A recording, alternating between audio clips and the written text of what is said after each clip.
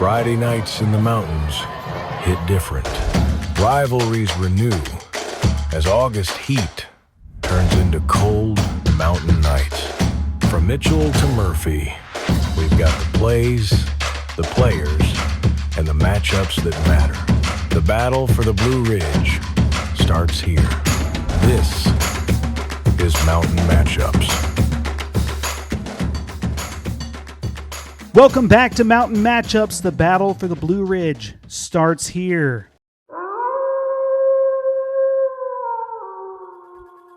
Boys, it's Halloween week across western North Carolina.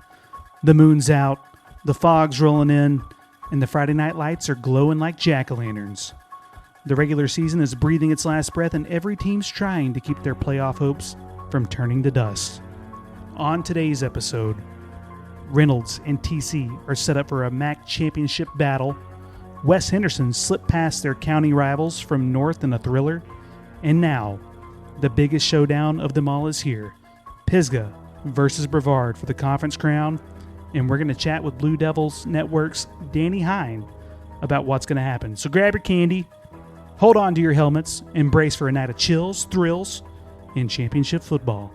But first, it's our Game of the Week recap. Mountain Heritage at Hendersonville.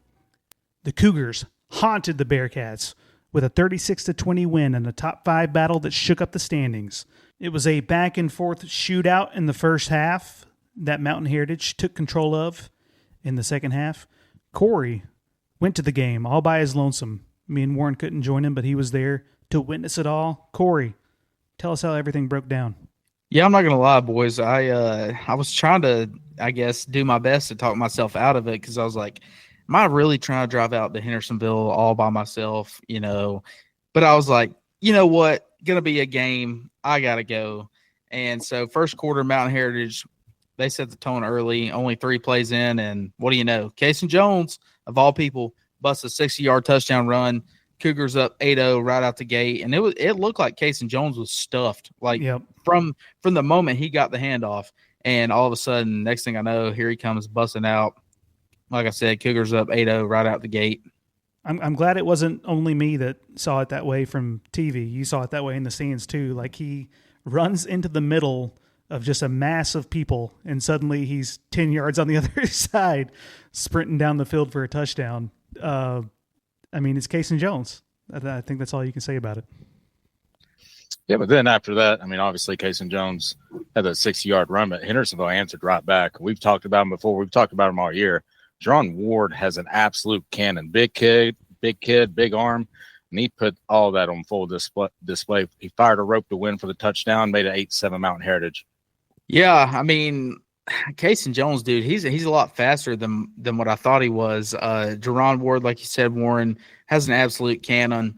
But then all of a sudden, penalties, they start creeping in for West Henderson, though, really hurting momentum early. And then a wild red zone play. There was a jump ball in the end zone. Okay, so I'm watching this. Jump ball in the end zone. Both teams come down fighting for it. It initially looked like the Mountain Heritage kid made the catch. I don't remember who it was. Officials ended up signaling touchdown to Mountain Heritage when the Hendersonville kid came up with the ball. I don't know about all that. I know Hendersonville's side didn't like it. I was sitting over there, but a failed 2-point try makes it Mountain Heritage lead 14-7. And that brings us into the second quarter. Hendersonville, they really do start to settle in. Jordan Buford punches in a touchdown, ties it up 14-14. And next drive, Jerron Ward, man, uncorks another deep dime to Buford. Ward was tossing missiles all night. Hendersonville scores again on the very next play, but misses the PAT. They take the lead 20-14. It was pretty clear what Hendersonville, their game plan was coming into it. They were going to get the ball downfield. They must have seen something on tape. And, I mean, obviously we know Jerron Ward has an arm on him. But they took a bunch of deep shots and connected on quite a few there in the first half. Something they saw on tape leading up to that showed Mountain Heritage could be exposed over the top. And they were having success with that. Yeah, and then Mountain Heritage actually also ends up getting backed up. They get 3rd and 9, becomes 3rd and 19 after back-to-back penalties for them. But the Cougars answer in a huge way. Deaton airs it out Casey Jones, dude, let me tell y'all, boys, lays out for an unbelievable touchdown grab, like highlight reel stuff.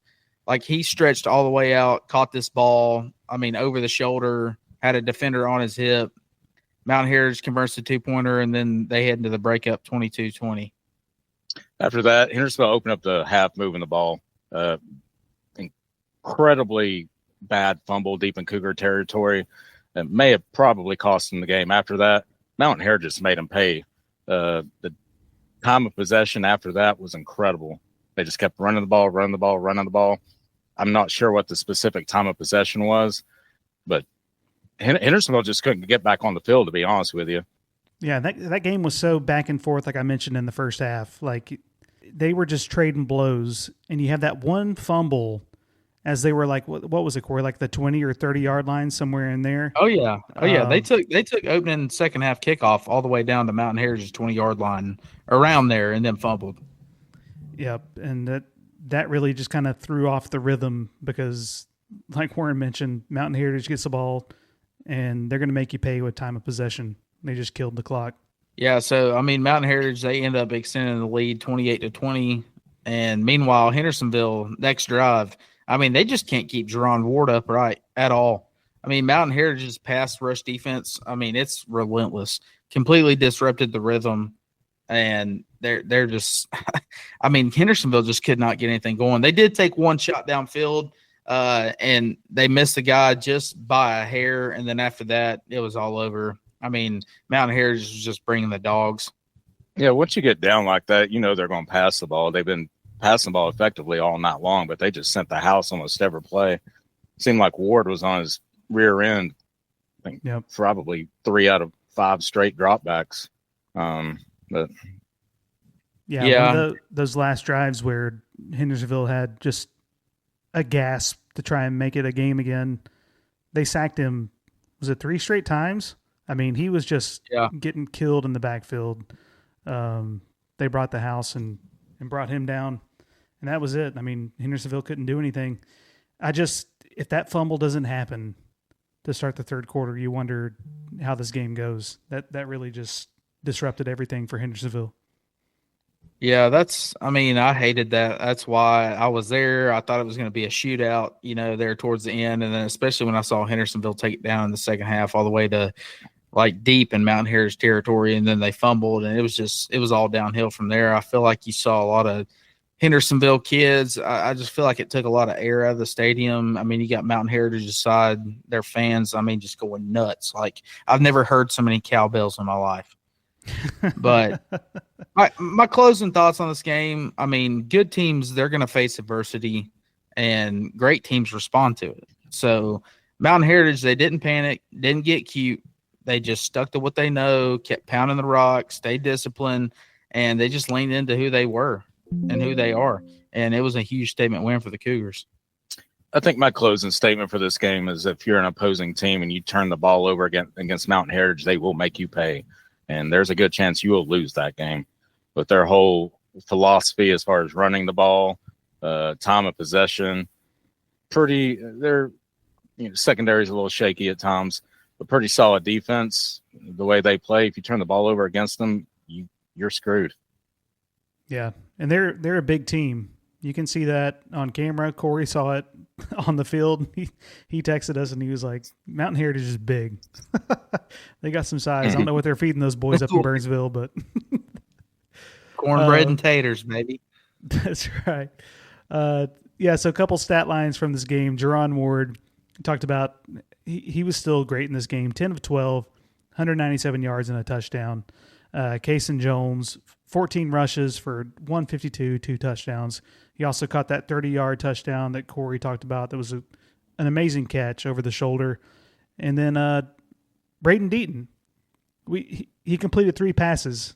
So when we were trying to preview this game, we were like, is he going to have to throw the ball? Well, no. The answer is no. He completed 3 passes that were all for touchdowns. So yeah. Can I touch on Deaton real quick? Yeah. Just seeing him in person for the first time, like They don't throw a lot, I guess, just because they don't really have to. Like I said, they stick, tried and true to who they are. Like they're gonna run the football, and it's like stop it. And if you can't, we're gonna keep running it.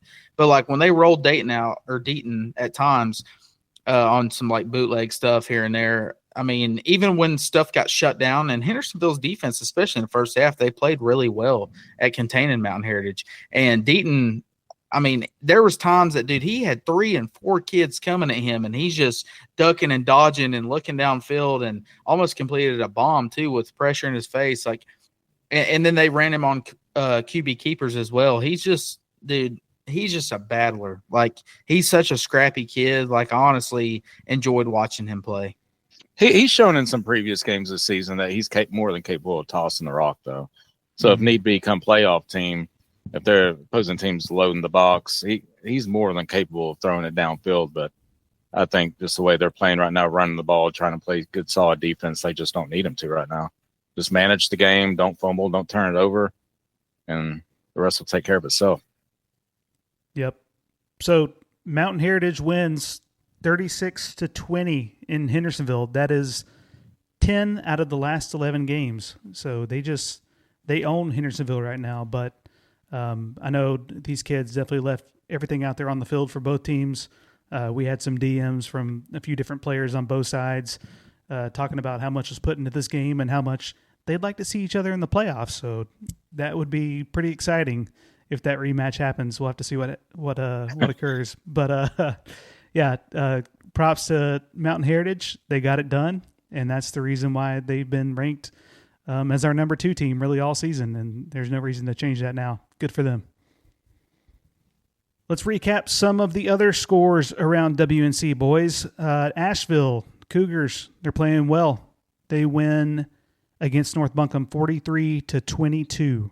Yeah, what about old James Skies from Asheville High? Skies caught 7 passes for 172 yards and 2 touchdowns and a 43-22 win over the Blackhawks. And I think I touched on Skies a couple of episodes ago when they played Erwin. I mean, he's just electric, man. Very, very fast kid. I want to touch on Kingston Denson right quick. It seems like WNC is just loaded with talented running backs. And he had 126 yards and 23 carries and a touchdown. But every week it seems like he's putting up at least $150. And in North Buncombe, let's be honest, they're not a good football team. So no, he needs some help. He just keeps racking them up. He needs some help over there. Yeah, Cougars, they're looking good for sure. They handle business at home against the Blackhawks. Here's a game where we're actually going to give Enka some props, or at least I am. I won't speak for the two of you. Reynolds wins 49-21 at home against Enka.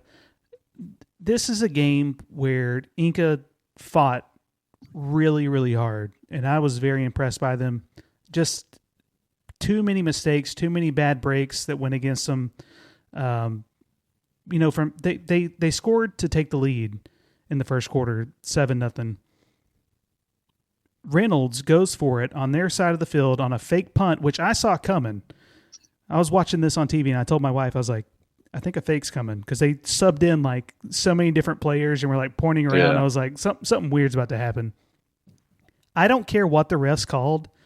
Enka stopped them 1, if not 2 yards short of the first down line. They gave it to Reynolds. Reynolds ends up scoring on that drive. If Enka took over right there, I think it was around the 30-yard line, and was able to go up 2 touchdowns, that would have been huge. They had all the momentum in the world, and the refs took it from them right there in that moment. That was just a tough break for Enka. And Warren, I know you were watching this game too. You can touch on some of the other stuff that happened that didn't go Enka's way, but that was just a backbreaker right there at the very start. Turnovers. Am I saying Enka would end up winning the game? I don't know, but they would give them a better chance. The game's tied 14-14 with what was it? Probably 15 seconds left in the first half. Yep. Enka stopped Reynolds. As the goal line. Reynolds trying to get a touchdown at the goal line. Enka had the ball at that Reynolds 1, fumble. Reynolds recovers, touchdown. 21-14 going to half. Reynolds gets the ball back. Enka stops him. Enka goes right back down the field, gets to Reynolds 25, I believe. Another fumble. And after that, it was just deflated. You could see it on the players. They were deflated. They fought like hell that first half, though. They should have won the halftime with a lead. Yep. Which you want to talk about what would have been one of the biggest upsets in the season in WNC. It could have happened, but I don't know, just too many turnovers, man. Those fumbles killed them. Absolutely freaking killed them. I think it would have been easily the biggest upset of the year. Yeah. I don't think there's any question about that. To go into Reynolds, you're what, 2-6 at that point. It might have would it have put Enka in the playoffs? Yeah, for sure. 100%. It honestly might have been one of the biggest upsets in Enka history, if we're being honest. I mean, that's just the truth. Yeah. So I was watching that Mountain Heritage game with you guys, and I think, what was it, you, Caleb, said Enka's up 7-0. I was like, let's turn this bad boy on right quick. I was getting hyped. I texted Bryson. I was like, let's freaking do this. But what are you texting him plays? Listen. The play was do not fumble the ball. This is the whole thing, dude. Like, these kids, like, just from previous episodes, think that like we're against them whenever we pick against them in the predictions. But dude, we are rooting for y'all so hard. Mm-hmm. I would love to be wrong in these games. Like, I want y'all to do something special. I think the most frustrating part, Corey, to kind of echo what you're saying, is we know what they're capable of. Like, before the season started, we were hyping them up, saying, they could win this game, they can win that game, and they just haven't produced that. And that's the frustrating part as a fan. Now, don't get me wrong. I know that my level of frustration is nowhere close to what the team and coaches are feeling. I'm not trying to say that at all. But as a fan, it is disappointing when these kids have that in them, and they're just not getting it done. Yeah, I mean, it's even more disappointing. Like, whenever, yes, I'm a part of the community. I'm an Enka graduate. I played at Enka, and we lost to Reynolds 75-10. Like, and y'all lost 49-21. And y'all think that I'm just sitting here like making fun of y'all, and like I don't want y'all to win. Like, that couldn't be further from the truth. I would love if Enka went freaking 11-0, 10-0, 12-0, however many games they play. But I don't know, man. Just some kids don't want to hear it, I guess. They just think we're against them, but that's not the case. And if you listen to the podcast, then you know what we're about. The score of the game is not indicative of how close the game was, especially in the first few minutes of the third half. Now, I will give Reynolds their flowers. I think they finally got together as a team and was like, what the hell is going on right now? And then they went out there and they scored a bunch of points in a hurry. So I don't know if they got together as a team and was like, this nonsense is going to stop right now. And it certainly did. But I just wanted to give props to Enka. They fought hard. Props to Reynolds. I know you did not play up to what I'm assuming is your standards in the first half, beginning of the second half, but you guys got it together. That's all that matters. You came out with a dub. Bert told me their entire home side was dead silent at halftime. He said they wasn't saying a word. You could hear a pin drop even during certain moments of the game. Like Warren said, Reynolds was lucky to be up at the half. It should have been all Enka. Just some terrible breaks went against the Jets, and Reynolds had the lead, and then just took control in the second half. I don't know if Corey, Warren, which one of you said it, but they felt deflated. You can kind of just see eventually, when things aren't going your way, you're going to get broken down. But listen, Enka, you got a huge game against Asheville. This is your last chance. You're at home. Pull it out. We'll talk about that game in a bit, but dig deep. You've proven that you can hang with some of these top teams in WNC. So just go out there and leave it all on the field, and let's see what happens. Let's give some quick notes to players that stood out in this game. Tyvon Patterson for Reynolds. Enka's old habit of giving up the run reared its ugly head this week. Patterson rushed for 209 yards and 2 touchdowns on 27 carries. He caught 3 passes for 58 yards and a touchdown. Avery Hollifield, he's shown improvement over the course of the season. He was 11 for 16 for 174 yards passing and 2 touchdowns. And then on Enka's side, Tommy McKinney. That's a name we haven't brought up on the show so far. He rushed 8 times for 73 yards and 3 touchdowns. He also had 5 catches for 58 yards. So props to him. Enka, you can do this. Go out there and beat Asheville. We want you to. We really do. But for this one, they fell 49-21. Boys, you got anything else on this one before we move on? No, I'm good. Yeah, stop fumbling the ball. Yes. Stop fumbling the ball. Take care of the ball. TC Roberson, 42. At Erwin, 22. Riddick Dinwiddie, we brought him up last week for Roberson. He caught 3 touchdown passes. Karad Harris did what he does. 3 touchdowns on 10 for 19 passing for 223 yards. And he also ran for 86 yards and 2 more scores on 11 carries. Boys, this Roberson offense, man, they're fast and they're athletic. They got a game coming up against Reynolds that we're going to talk about in a bit, but they're good.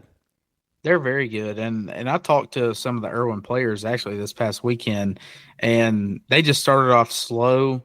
They had I think a pick 6, and you can't do that against good teams, man. If you want to win, you gotta keep turnovers under wraps. And I mean, it was 21-0 like before anybody even blinked an eye. I think I mentioned this last week. I think this is just a devastatingly disappointing season for Erwin. I know they've had some injuries, but you got to have that next man up mentality. You said they were down 21-0 in the blink of an eye. You can't let that happen. I think the talent level between Roberson and Erwin's, I think Roberson's a little bit more talented, but it's close. I mean, Erwin's like the preseason ranked 2nd team in Western North Carolina. You can't let 1 or 2 injuries completely deflate your entire season like it has. I still think they can get in the playoffs. If they get everything together, who knows? They might be able to upset a team. But yeah, I actually find myself cheering for Erwin as an Enka graduate because I know there's so much talent on that team. Whoa. But it's not being displayed on the football field. It's not being displayed on the football field. And it's kind of disappointing to me because I like to see talented teams like that prevail and do well. But it's just not happening right now for Erwin. And I want it to happen for people like Kate Engel and people out there busting their ass every Friday. But, well, Roberson's a good football team, though, so he can't. I mean, nobody's beaten Erwin like this outside of Watauga, right? Like, nobody's beaten them by 20 points. They've been in most games. They just fall short at the end. So yeah, and I couldn't even tell you the last time Erwin has been, 2-7 now? Yep. Yeah, 2-7. I cannot tell you the last time that's happened. Maybe like 2007, 2006. Well, the good news is everyone gets into playoffs this year, so Erwin's still going to get in. And like Warren said, maybe they can pull an upset. We'll see. But yeah, they fall to TC, who's just rolling right now, 42-22. In a Henderson County battle, West Henderson wins 42-35 at North Henderson. I can't say enough about Cade Young. I feel like I gush over this dude all the time. He's awesome. 14-19, 313 yards and 4 touchdowns. He did have 1 pick, but this dude is just a steady presence for West Henderson.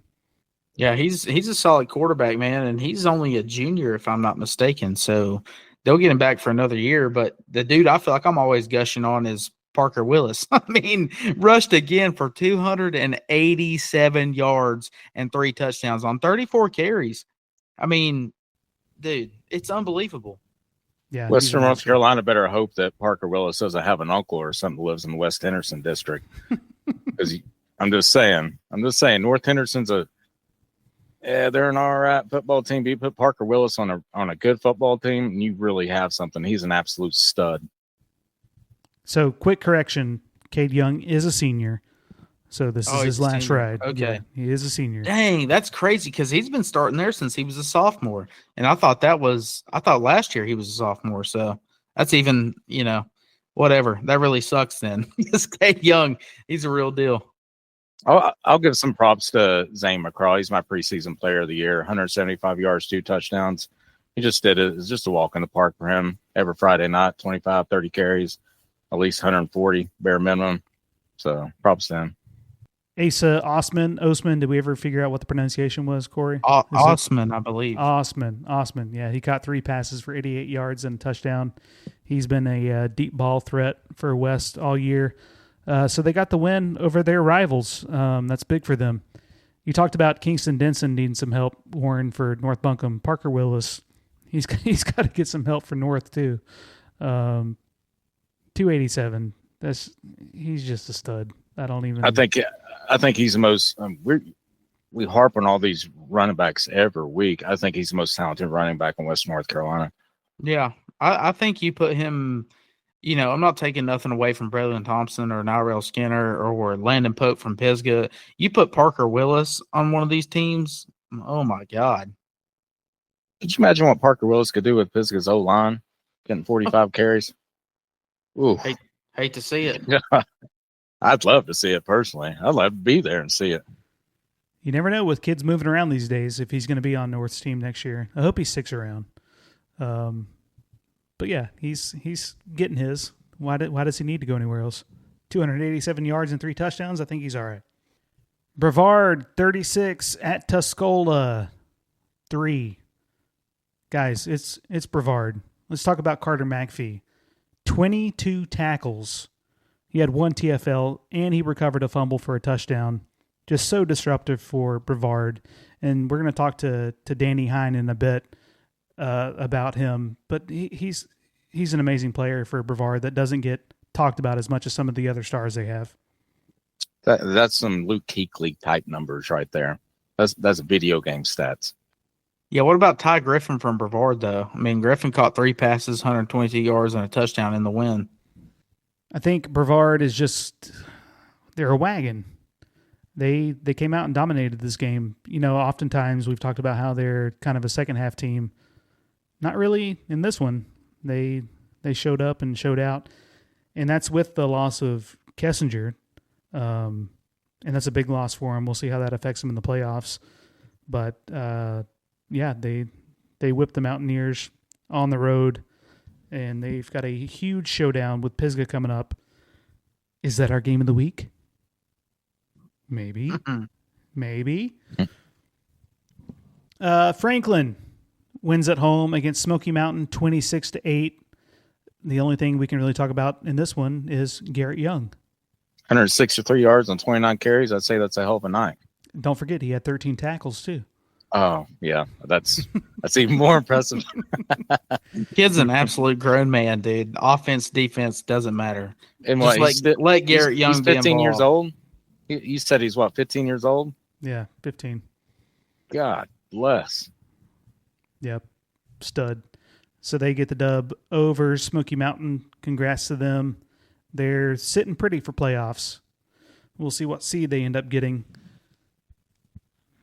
Murphy wins at home over Hayesville 50-7. We all saw that coming.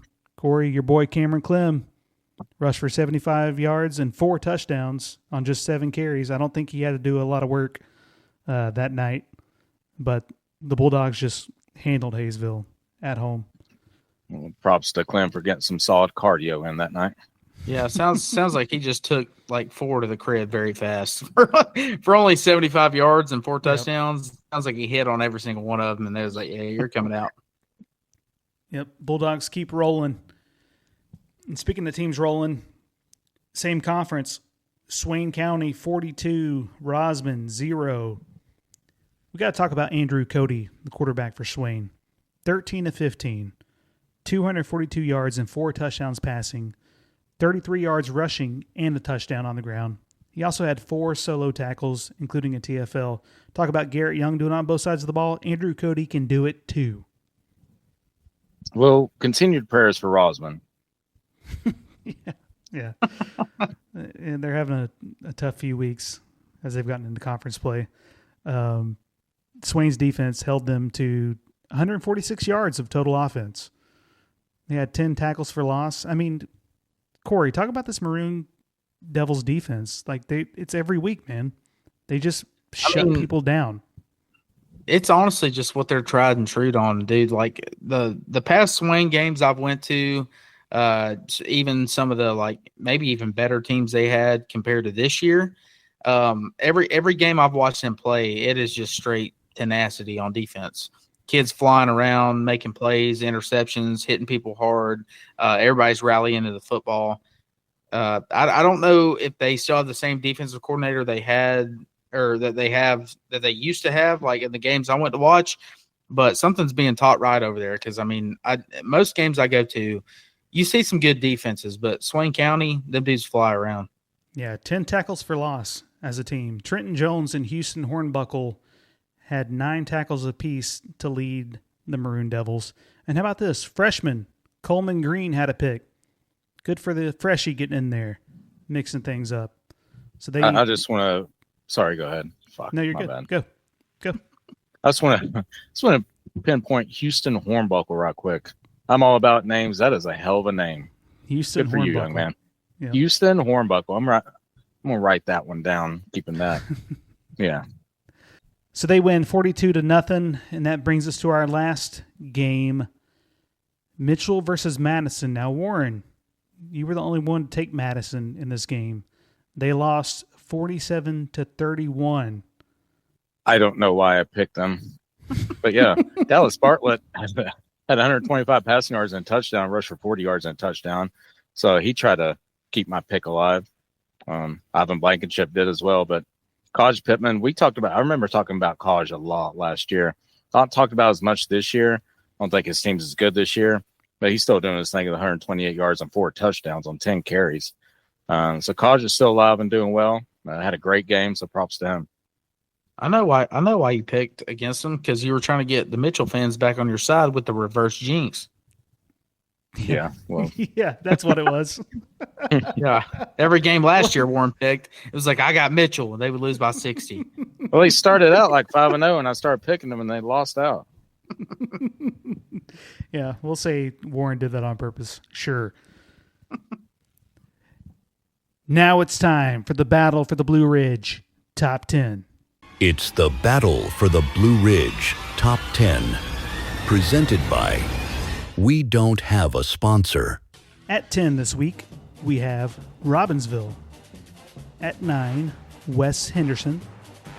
At 8, TC Roberson. 7, Murphy. 6, AC Reynolds. 5, Hendersonville. 4, Pisgah.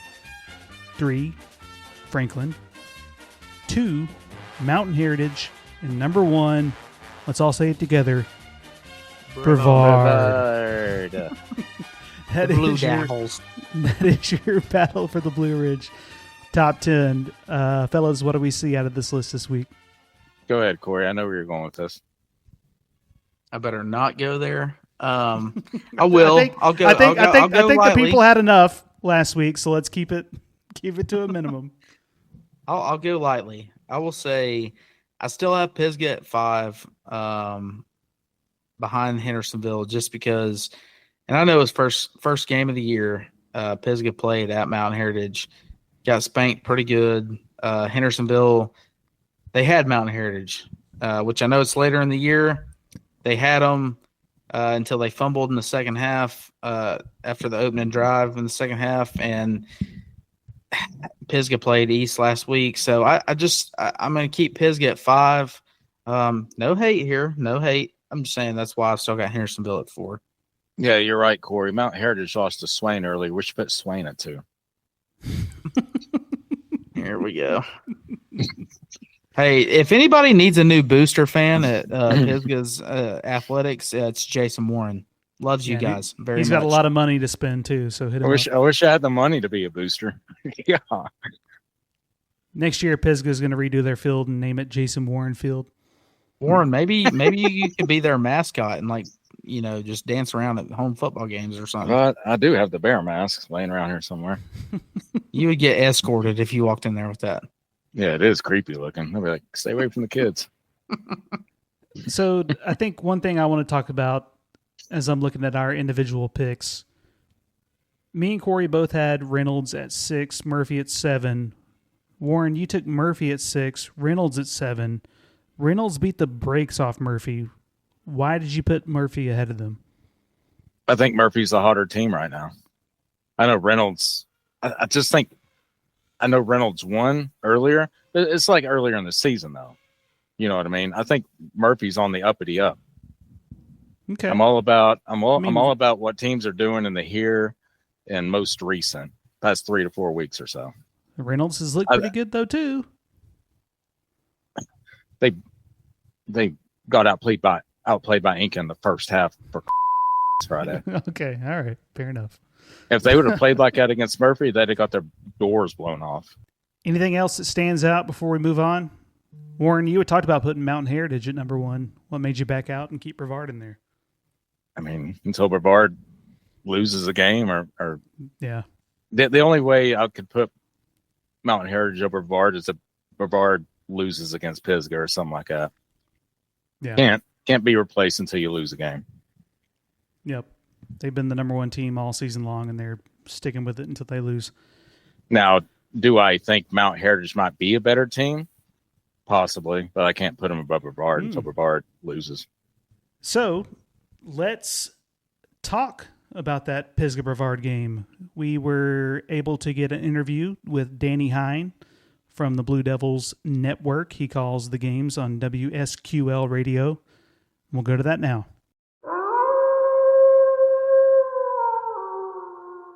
We now welcome on a very special guest. He's the voice fans hear every Friday night calling Brevard football on WSQL radio. It's the color analyst for the Blue Devils Network, Danny Hein. Danny, thanks for joining us on Mountain Matchups. Yeah, thanks for having me. I'm excited to be here. So, Danny, before we talk ball, let's start with you. You're a Brevard native and graduate. You're a U.S. Army veteran. Thank you for your service. We appreciate that. How did you first get involved in sports media and specifically covering Brevard athletics?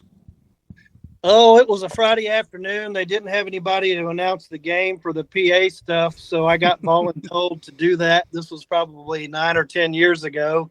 I played at Brevard, have been connected there with the community for a long time, but kind of got my foot in the door that way and realized how much I just absolutely loved the environment, the excitement, the connection, being part of a small community and watching the team play, and did that for many years. And then the radio broadcast was transitioning, and I got asked to participate in that. So I said, sure, why not? I don't know anything about it, so why not give it a whirl?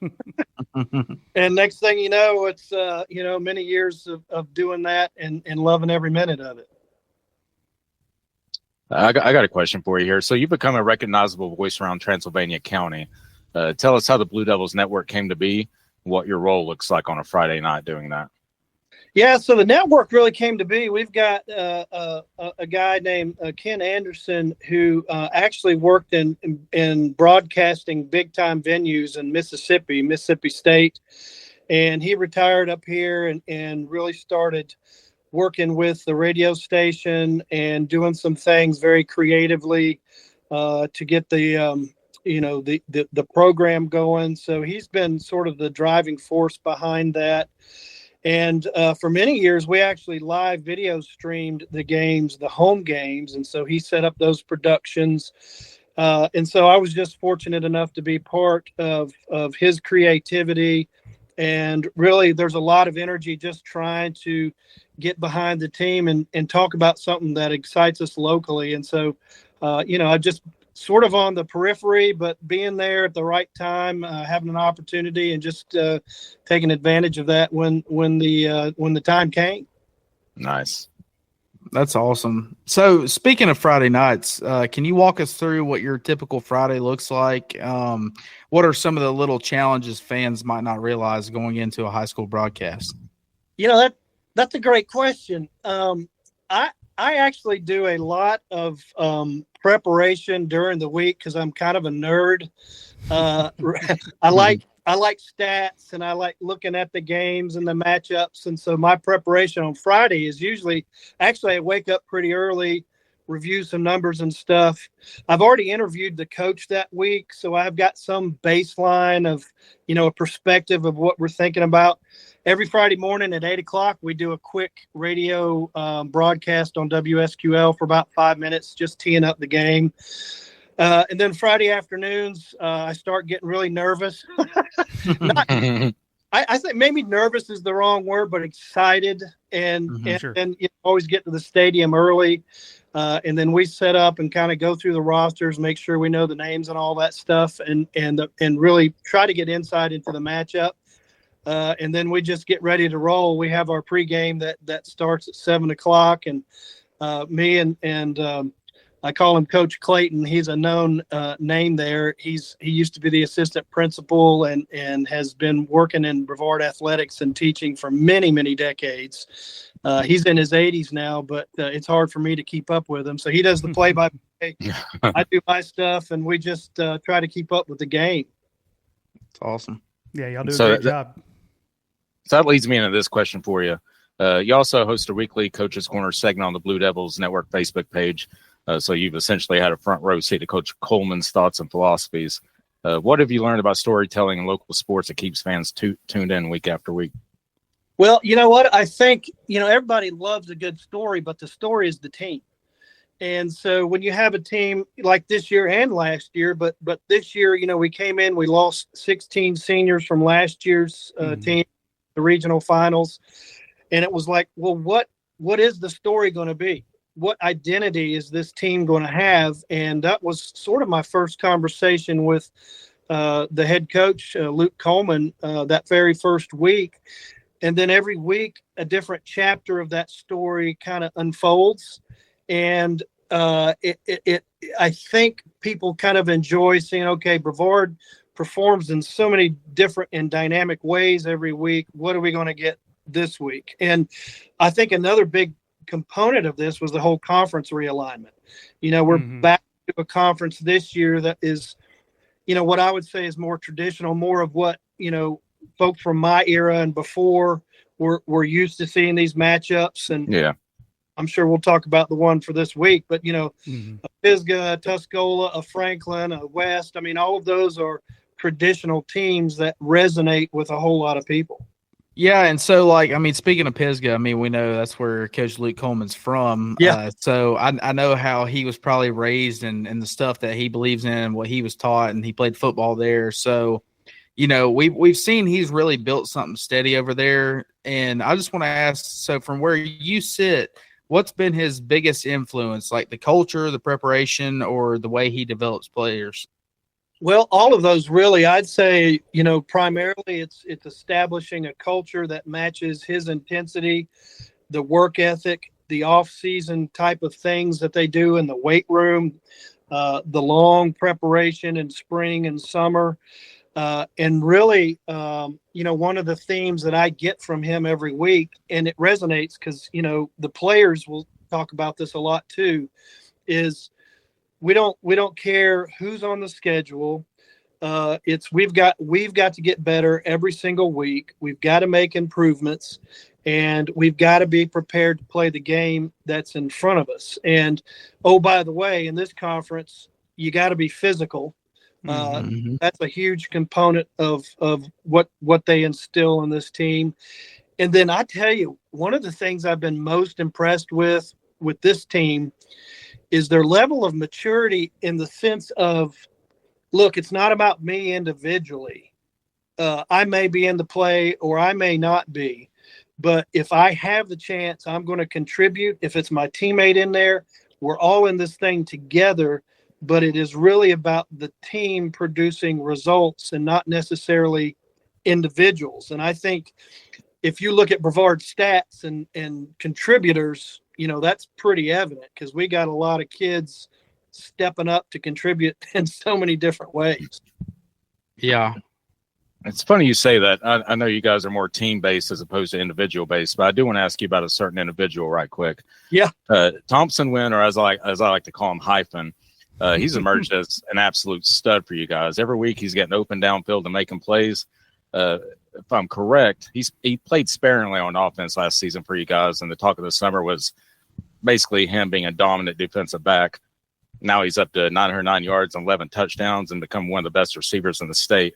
What do you think, or what was that increased role in the offense something y'all anticipated, and what allowed him to make that jump?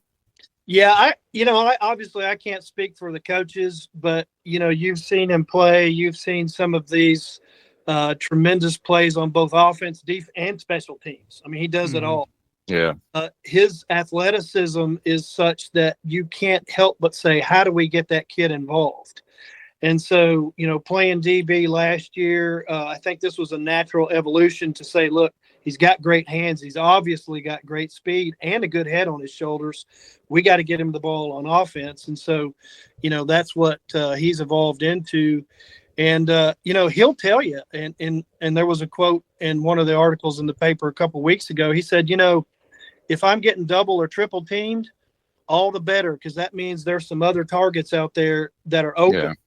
And we've got 3 quarterbacks now. One of them went out on an injury, but we've got a quarterback mix that can throw the ball and get the ball on target. So, he's helped open up all of that, as has our running game.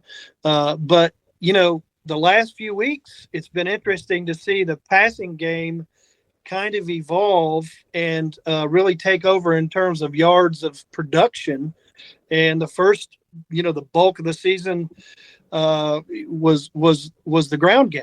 And so we're really diverse in that regard. And I'd say we're highly adaptable. And we kind of have to do what we have to do when, we're this time of year, everybody's fighting injuries. Yeah. And we've got some guys that are tweaked and that will go in one capacity or another. But that's a great question because, you can't help but go. Teams kick away from him. They do everything they can to keep the ball away when he's on defense. But we've got so many different players that can step up and make things happen. And he certainly is a major part of that. So what we thought was a 2-headed monster, you're saying y'all have a 3-headed monster in the quarterback position? Well, man, did you the Tuscola game? So, Kessinger's out. We had the dual quarterback. They basically ran interchangeably. They both could run. They both could pass. But at West, Kessinger went out in the second quarter with an ACL. I mean, he's done. Yeah. And I hate for him because he is such a leader on this team, leads by example. And last week, Conley, who in his own right, he's thrown for over 1,000 yards and 13 touchdowns, and he can run too. But we had a sophomore, Kai Agupon, come in, and he threw a touchdown pass and went 2 for 2. And we had a sophomore wide receiver, Ty Griffin, who had 122 yards and receptions last week. And he's a sophomore. And he is Tristan Thompson Wynn-like in that he's tall, he can get up. And those guys weren't even – they've been part of the equation on the margins, but all of a sudden Tuscola, where did these guys come from? Yeah. Yeah. That's awesome. Well, I tell you what, if you've got another Thompson Wynn sitting out there, a lot of teams are in trouble. There's another Thompson Wynn, but this kid, he emulates him because Tristan is a leader, and the style of play I thought was very similar. He's got speed, so we've got talent at lots of different positions. Yeah. Now, is the Griffin kid you mentioned, is he related to the Eli Griffin from last year? That's a good question. I don't know the answer to that for sure. But certainly remember Eli last year, and he was a force to be reckoned with as well. So we've just got some skill players that are really doing some damage to opposing defenses. Yeah, that's why I was curious. I remembered how good Eli Griffin was last year for y'all. But other than Thompson Wynn that we've mentioned, who's somebody that's really jumped off the page to you this year? Like maybe another kid who wasn't a headline name last season and has become a difference maker. Well, let's see. I brought the roster because there's so many kids that jump off in one way or another that can contribute and make big plays. Braylon Thompson certainly at running back has shouldered a lot of the load there. We knew that he was going to be good. He is dynamic. He's tremendous. Nyrell Skinner, the other running back, 2 different styles, but a great combination. But I got to tell you, we've got 6 running backs who have contributed. And so if you look at our total touchdowns, and, I kind of call it our portfolio, these 6 different guys who come in at running back can make things happen in one way or another. Sorry about that. I just dropped my phone there. But Carter McPhee, he is a linebacker, and he is all over the field. Mm-hmm. he is also a leader in the way he approaches things, his approach to the game, and he'll also come in and get some reps at running back as well. And we mentioned obviously the wide receivers, but I also think Christian Conley has been a consistent factor in all of these games. He also plays starting safety, so that ain't an easy gig when you got to go back there and cover the deep ball and then flip around, get in a different mindset, and get in there and run a very complex offense. And there's some youngsters. We've got some 9th and 10th graders that are getting reps in there at D-line that enable – because we got a lot of kids that go both ways. And so there's a lot of players that are maybe not stand out statistically, but that stand out in that if they get a handful of plays, they can get in there and get a push on the D-line and help give a breather to some of the other guys. Yeah. In my mind, that's standout play. So that's the reason why I jokingly said, which guy you want me to point to on the roster, because it's the next man up mentality that's instilled in all of these kids that goes back to your culture question. I think that's part of what not only Coach Coleman, but the entire coaching staff has really worked on and created here. That's awesome, man. That's really awesome. That is awesome. And that kind of culture is what has helped y'all basically dominate all season long. You've had a couple scares here and there, particularly in that wild game with Franklin. Oh, boy. Overall, you've looked really good. So from your vantage point, what kind of growth have you seen over the course of the season, and what are some ways that maybe they can still improve as they head into the postseason? Well, I tell you, some of the growth that I've seen is we have gotten off to slow starts in a lot of games. Mm-hmm. Sitting up there in the booth, that's a bit of a head scratcher. You're going, well, look, I know what these kids are capable of, but it's almost like you got to prime the pump a little bit, and they got to be on their heels some to really get into the fight. That has dramatically improved over the season. So that is certainly one component. Our defense will give up big plays. I mean, we've had teams that have given up big 80-yard runs on, 60, 70-yard passes. And those big plays, in some cases, can throw the train off the tracks. Right. But with our guys, regardless of what happens, they seem to regroup, recalibrate very quickly, and just get back to work. And I've seen that get better through the course of the season as well. So, and with that, just the general maturity of the team, being able to say, okay, whose turn is it? What have I got to do? What's my role? What's my job on this play? Yeah, and I mean, I got to agree with you. That's one of the things that we harped on last year, even in the heartbreaking loss to Monroe. I mean, my brother was at that game because he lives close to he's in Charlotte, so he's not too far from Monroe County. And he went and watched, and Coach Luke Coleman, I mean, he made his adjustments, and it was a lot better of a fight in the second half. So, I mean, you got to give credit to the coaching staff there. They do a great job for sure. Yeah, Corey, also I think that's one of the things that Brevard does tremendously well is halftime adjustments. Mm-hmm. That is a tribute to these coaches and their level of, their depth of understanding of the game. And there's been several games where we're behind at the half. And, I tell our play-by-play Coach Clayton, I said, watch out. They're going to adapt. They've got some adjustments and so far, they've done that really well. So it's a great point that you make. And let's face it, when you're playing teams like Pisgah, Franklin, West Henderson, sometimes you got to learn on the fly. Yeah. And we do that well. Yeah, for sure. And yeah, speaking of the Black Bears, this week's a big one. Conference championship on the line against Pisgah. It's at home, of course. We actually had Pisgah's running back Landon Pope on last week, and I listened. Yeah, and well, we appreciate that, and we all know he's a great player. He can give defense. He can give defenses fits. But what kind of atmosphere are you expecting Friday night, and what matchups do you think will decide it? Well, the atmosphere is going to be very dynamic. Pisgah travels well. They always do. There's going to be a huge crowd there at Brevard because, look, we're 9-0. And we're very humble about that, because that is a 9-0 that has been earned every week. But can't put a Pisgah on the field without there being a high energy. I mean, this rivalry goes way, way back. And so the energy, and it's also senior night for our kids. So there's going to be a big Brevard crowd there as well. But look, everybody and their brother knows this is going to be a physical game. And, Pisgah prides itself on the physical nature of the game. So too does Brevard. So, that's going to be there right out of the gate from the opening whistle. But then matchup wise, look, Pope is a stud. I mean, he rushed for over 1,500 yards. I think he's the leading rusher in the 4A class in the state now.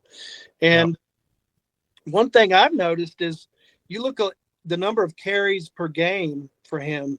The last few games, I mean, he's gone to 35, 40-plus carries per game, and the results of those speak for themselves for Pisgah. And we've got to figure out a way to slow him down and get our offense on the field. Our offense can produce, and I know that our defense is capable of shutting him down. But look, Pisgah's strategy is to wear you down. They're going to run it. They're going to run it. Their passing game to date has not been – I mean, they rely very heavily on Pope. And, I think looking at some of his numbers, I mean, he's probably 70+% of their rushing production these last couple games. So that's a lot of basket. Yeah. And so, I mean, you guys have seen that kind of offense too, whether it's Franklin with Garrett Young. You played North Henderson with Parker Willis. He's a stud too. Kingston Denson for North Buncombe. North Buncome's not as good of a team as those other ones, but I mean, he's still a great player. So it almost seems like, let them get theirs and let's cut off these other aspects of their game and get the win. So I do have a question. I'm not sure if you know the answer to this with all the reformatting that's happened this past offseason.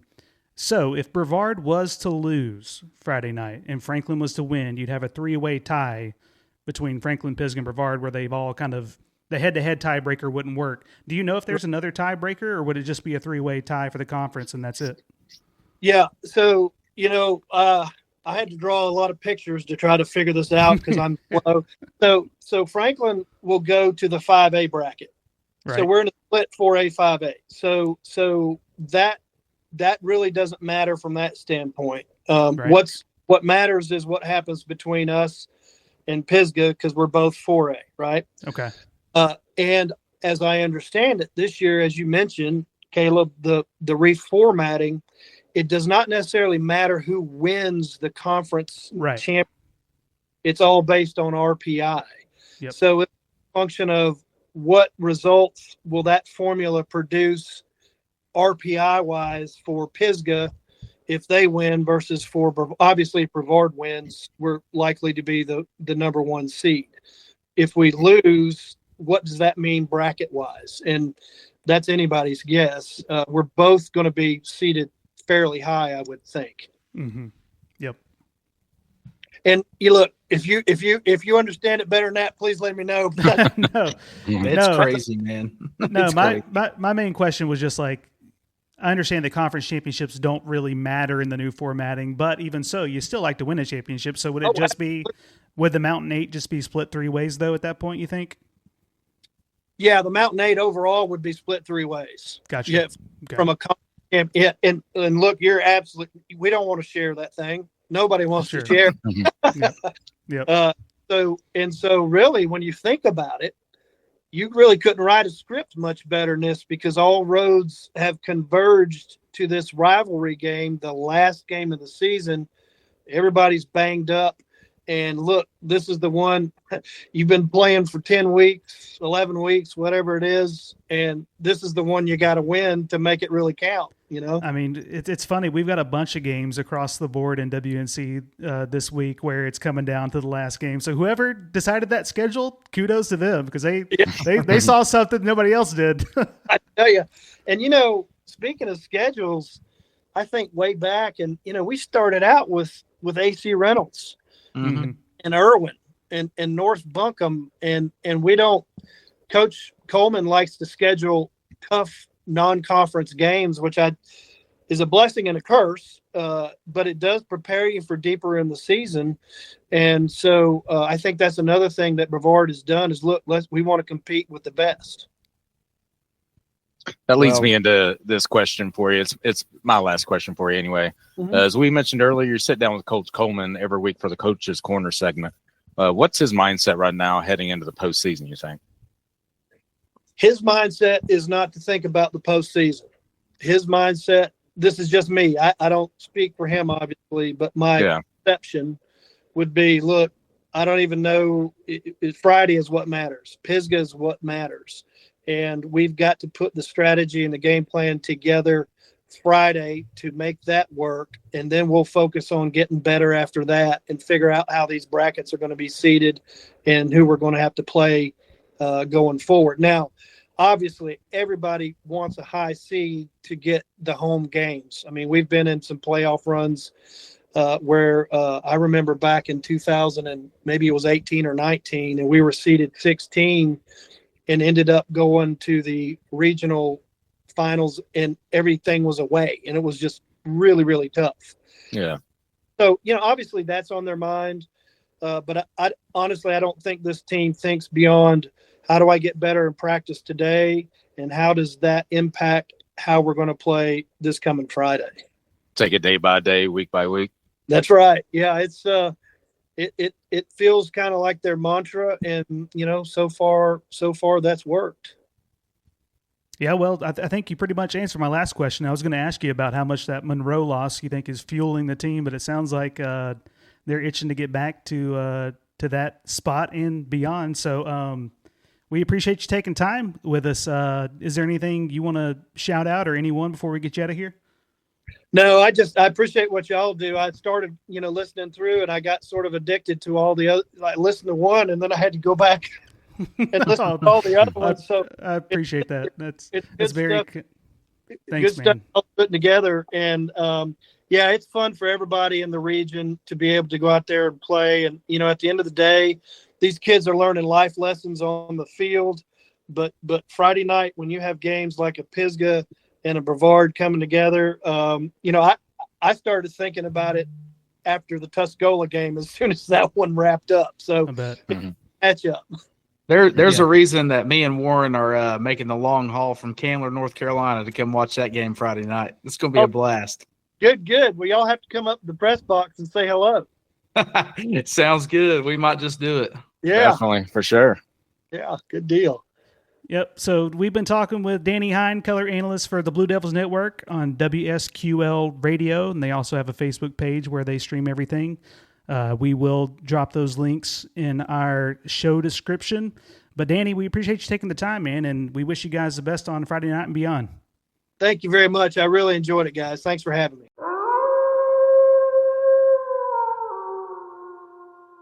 We appreciate Danny taking time to join us, and good luck to Brevard the rest of the way. But now it's time for our certified Goblins of the week. Get it? Because it's Halloween. We're not doing certified dogs. It's Goblins. Okay, here we go. What's it going to a goblin? All right. Mine's Parker Willis, North Henderson, 34 carries, 287 yards, and 3 touchdowns. He is my certified Goblin of the week. My pick is Andruw Cody from Swain, 13 of 15 for 242 yards and 4 touchdowns, 33 yards and 1 touchdown on the ground, 4 solo tackles on defense, including a TFL. Andruw Cody, my boy, you are a certified Goblin of the week. Listen here, fellas. Everybody in the Enka community might hate me, but I still love me some Tommy McKinney. Kid rushed 8 times for 73 yards and 3 touchdowns and had 5 catches for 58 yards in a hard-fought game with Reynolds. Tommy McKinney, sir, you're a certified Goblin. Our game of the week feels straight out of a Halloween thriller. A mountain clash under a full moon with everything on the line. The stage is set in Brevard, where the Blue Devils can claim the Mountain 8 conference outright and lock in a top playoff seed. But standing in their way is a monster of a running back, Pisgah's Landon Pope. He's been terrorizing defenses all season long, pounding through tacklers and turning drives into nightmares for opposing coordinators. If Brevard wants the crown, they'll have to find a way to keep Pope contained. Easier said than done against one of the state's most dominant backs. And this one isn't just for bragging rights. It's for banners, for playoff positioning, and for momentum heading into November. 2 proud programs, 1 cold Halloween night, and only one will walk away as king of the Mountain 8.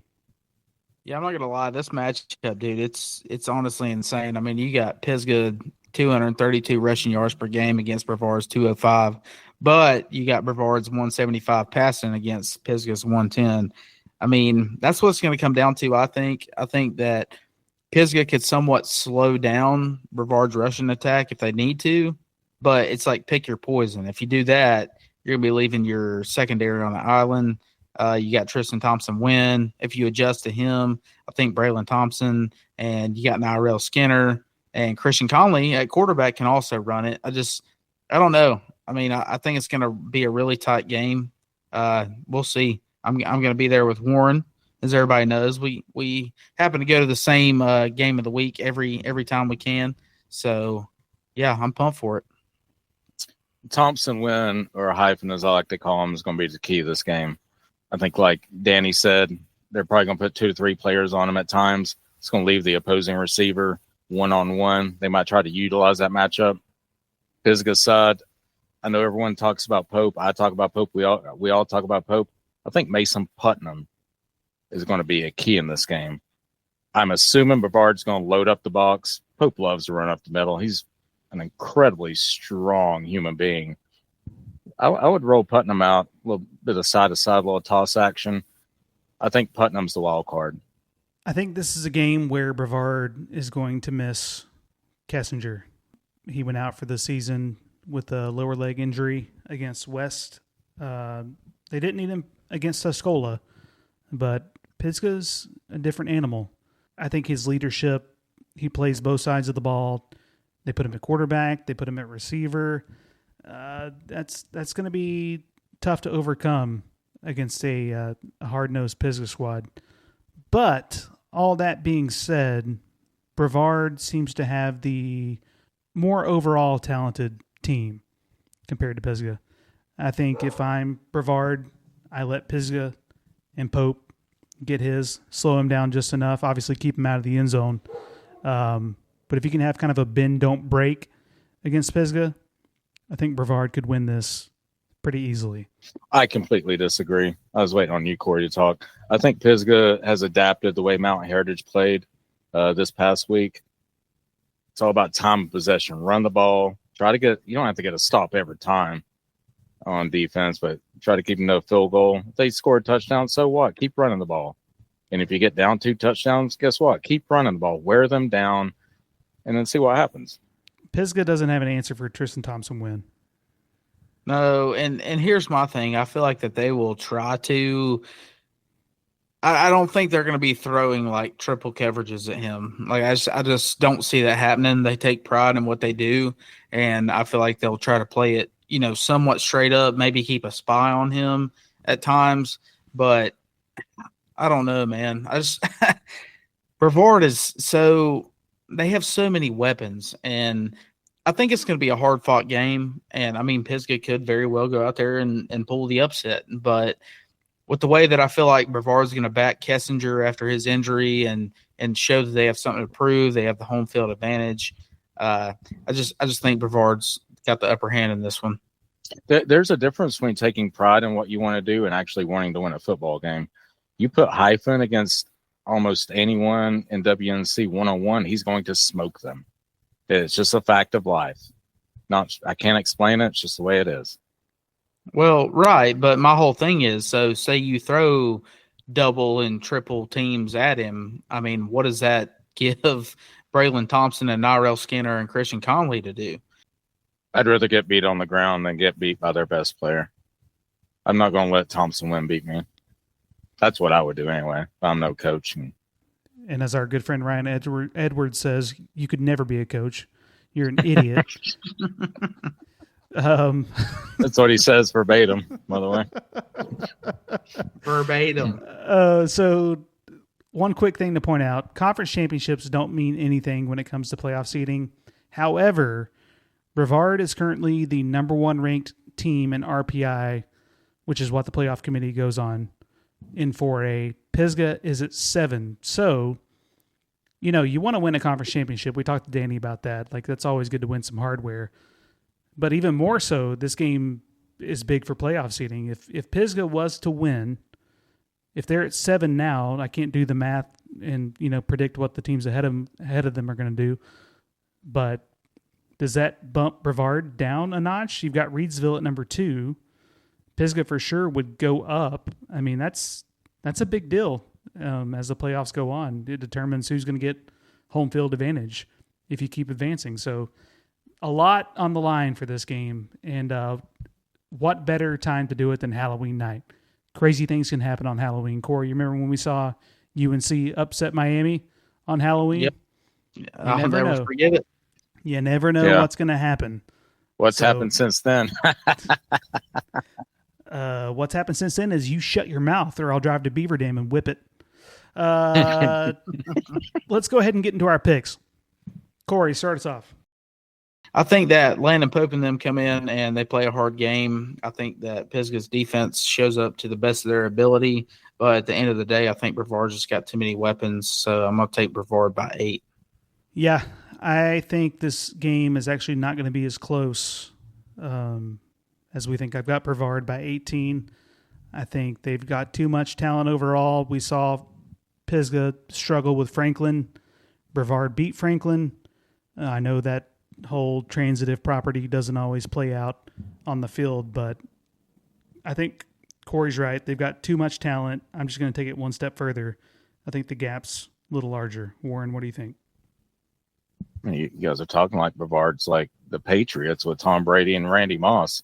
I know they're severely talented, but on that note, I think this is a game where Mason Putnam makes his mark in his senior season. Everyone talks about Pope. Putnam's the unsung hero. Give me Pisgah by 4, baby. Oh, all right. We'll see what happens. It's going to be a great game. Corey and Warren will be there. Corey will be rocking his Mountain Matchups hoodie. Come say hey to him. Don't try to fight him, though. That's weird. Corey's limited to 1 fight per game per year. They want to smoke. I mean, if they want to smoke, we can get to smoke. Corey, I'm too old to defend you anymore. All right, boys, let's get into our quick pick 9 to recap the standings. Corey is 20-0 the last 2 weeks. Impressive. His overall record, 74-15. I'm sitting at 64-25, and then Warren's just behind me at 62-27. Warren, let's be honest, we're not going to catch Corey at this point. No, there's always next year, though. That's right. Next year, maybe playoffs. Playoffs can get a little screwy because it's a bunch of teams that we haven't seen before. So you never know. Maybe we'll get lucky. He picks the same teams every week. Damn. It's called knowing your stuff, pal. Oh, God. All right. So first game, 2 teams coming in at 2-7. You got Erwin at North Buncombe. I'm not sure that's indicative of the talent between the 2 teams. Corey, what do you think? Yeah, I'm going to give that a hard no. I've seen Enka competed with Erwin to the best of their ability, lost 28-14. Enka smacked North Buncombe. So give me Erwin by 24. I don't know which Erwin team is going to show up, but I'm going to play it safe and say Erwin by 10. North Buncombe is still flirting with the playoffs, boys. You wouldn't believe it. I think they got knocked down to 50th, and the top 48 teams get in. They could really use this win. That being said, I have Erwin by 21. Asheville 4-5, going to Enka 2-7. Senior night for the Jets. Listen, Enka, I want you to win. I think you can do it. You've got the talent to do it. You got to believe in yourselves. But I have to pick Asheville by 21. You guys got to prove me wrong. Please do it. Win the game for the seniors. Get into playoffs. But I'm taking the Cougars by 21. I think Enka is going to come out and battle once again. I don't know. They're going to have to play really a perfect game to be able to pull this one out. And I know that Asheville's kicker has had some struggles this year. So with that being said, I'm going to take Asheville by 13. Listen here, Enka players. If you win this game, you're in the playoffs. That being said, give me Asheville by 17. AC Reynolds 6-3 going to TC Roberson 6-3. The MAC championship on the line. Whoever wins this wins it outright. They're both undefeated in the conference. Warren, who's going to be the victor? Reynolds didn't play very inspired football last week. I'm assuming they'll change it up a little bit, but I think Roberson's just too athletic for him. Give me Roberson by a touchdown, or 7 rather. Yeah, you got to make sure to say that because kickers miss PATs in WNC all the time. I went back and forth on this game, and I still don't feel super confident. Both these teams are playing well. I landed with Reynolds by 6, and that may just be a product of me having watched more games of Reynolds than I have Roberson. But yeah, I'm taking Reynolds by a touchdown. I think that Roberson is the absolute real deal. I think that a lot of people are counting them out because their early season schedule and taking some tough losses, but they play some great teams. And from what I've seen out of them in the MAC so far, they've been handling business. So I think it's going to be a tight fought game just because it's for the conference. And I'm still going to take Roberson by 3. So I'm the odd man out. That's okay. I'll put it on the line. I don't care. It's going to be a great game either way. I'm really excited for that one. If it wasn't for Pisgah and Brevard, that would have been our game of the week for sure. Next game, Franklin going to West Henderson. Franklin 7-2, West Henderson 6-3. West could really use a boost for their playoff seeding, Corey, if they can beat Franklin. What do you think? I think West Henderson's going to put up a good game, as they always do. I think Garrett Young is just way too freaking much. I just don't see him being able to stop him. So I'm going to take Franklin by 14. I can't put it any better than Corey just did. I've got Franklin by 10. If West Henderson would have played better than they did against North Henderson last week, I might would win with the upset. And I still think Franklin's going to win state. West Henderson did not play well against Parker Willis. Gave up nearly 300 yards. There's no telling what Garrett's going to do to him. Give me Franklin by 13. North Henderson at 3-6, going to Smoky Mountain at 3-6. I think this is going to be a really good game, but I've got the Mustangs just barely over the top by 7.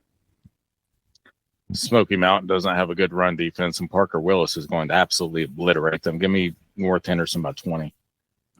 Yeah, Smoky Mountain's competed in some games. North Henderson's played some pretty good teams, and I think Parker Willis is just an absolute force. I'm going to have to take North by 16 here. 2 TDs, huh? Yeah, Parker Willis, dude, he's a dog. All right. He's a gremlin. He's a goblin. Oh, Goblin. Sorry. The Bulldogs, they're rolling.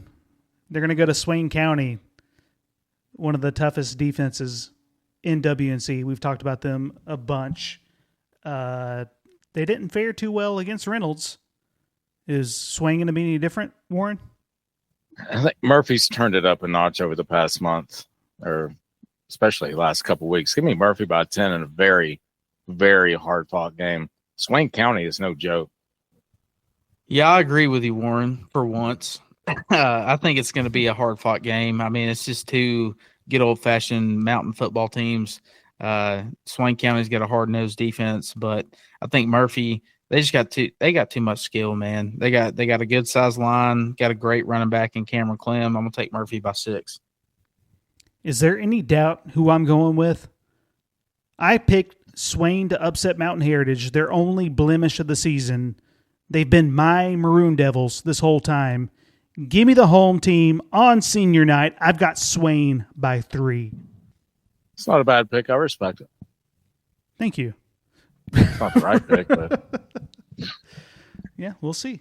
Robbinsville 6-3, going to Cherokee 3-6. The inverse record. Corey, is Cherokee going to get their 4th win? That'd be a big fat no.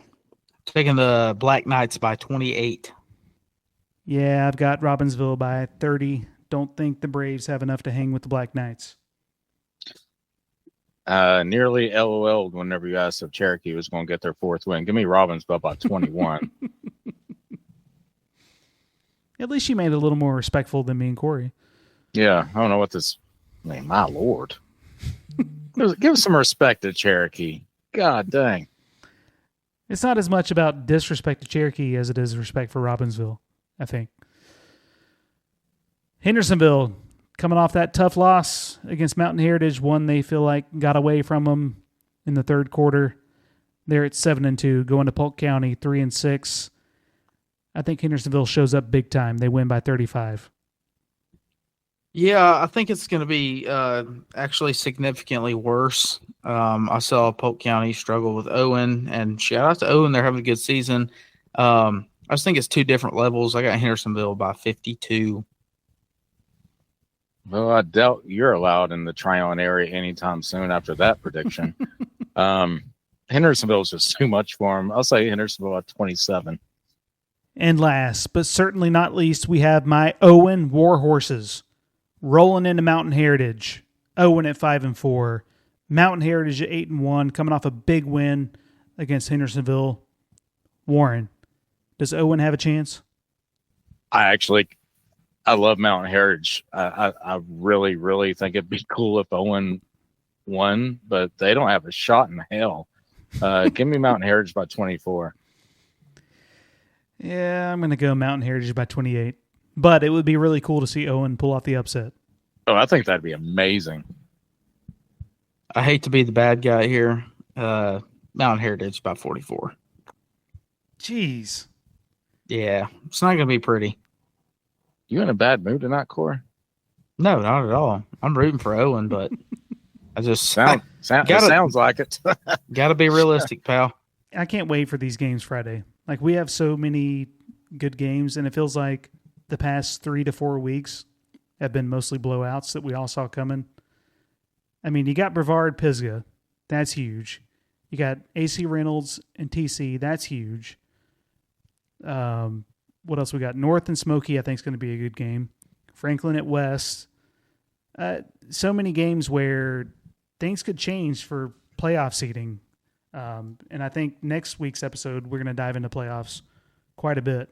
I don't know, boys. I'm pumped. I think Friday's going to be crazy. Friday's going to be a good night. Totally stoked about the Brevard Pisgah game. We're going to have a blast. You should go out to Swain County. Watch the Bulldogs go in there and get beat. Why would I ever want to go to Swain County? Whoa! Fontana. Whoa! Maybe you can meet Heath Schuler's family and get plugged in. Did you ever think about that? Like, hey, you're one of the biggest busts in NFL history. How you doing, buddy? Oh God! All right, so all the Swain County kids are gone now. Don't you talk about Heath Schuler that way? All right, let's get out of here. We got anything else? I have something else, and it's that I love you guys very much. Hey, I love you guys too. For everyone listening out here, I want to say something real quick. The two Thurmans right here carry the show. They do everything. I just hop on and talk. Caleb especially does all the editing, does everything. Corey scouts the games, goes to the games, helps with the show notes and stuff. So you guys need to show them some love. I just go on here and ramble half the time. Hey, I'll go ahead and say I'm going to be at Pisgah and Brevard this Friday, and I'm going to have my Mountain Matchups hoodie on like Caleb mentioned before, and whether I picked against Pisgah or not, you love me, you hate me, I'm a good guy. I want to talk all the football. Come tell me why I'm wrong, respectfully, I hope. Let's have a good time. Let's roll with it. If anyone ever does approach Corey, I took karate in the 3rd grade, and I will take your ass out. That's why that's my man right there. Old man. All right. With that, another episode of the Mountain Matchups podcast comes to a close. As always, give us a like, give us a follow, give us a share, give us 5 stars. it matters a lot to us. You know, we do this for the love of the game. We appreciate everyone who tunes in. Also, thank you to Danny Hein for coming on and doing an interview with us for a little bit. But we're going to get out of here. Good luck to all the teams this Friday, and we'll see you next week to talk about playoff implications. Love you, boys. Love you guys. Love you.